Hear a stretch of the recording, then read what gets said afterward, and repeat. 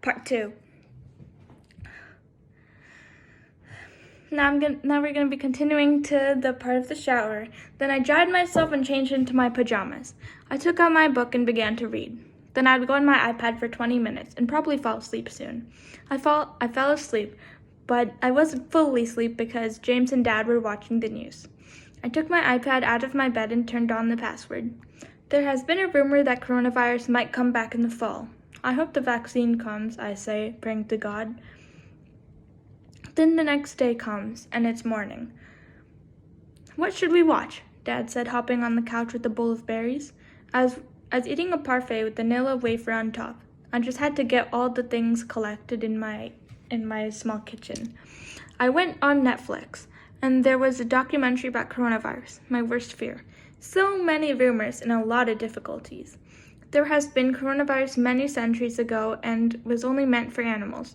This century, humans can get it too. I shivered while washing it.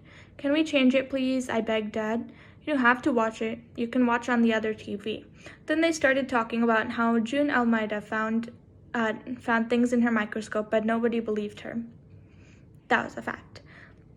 I went to my room, where the walls were painted magenta, because I had that room since I was 6. For Christmas, I'd gotten LED lights from Delphine. Audrey has been having the same ones too, but we always change the colors. During bedtime, I slept during blue lights, but I wanted to redecorate it. First, the blankets were too small, so I replaced them with the blue and white blanket with tiny white flowers. I had white blankets and a llama poster on the side. Still, there were many scary facts. Even people with no symptoms had coronavirus, which means that we had to be very careful. Everything was closed, and most restaurants had to go through drive-thrus. Everything you could imagine was all closed. And it was all closed down. And it was still not the same.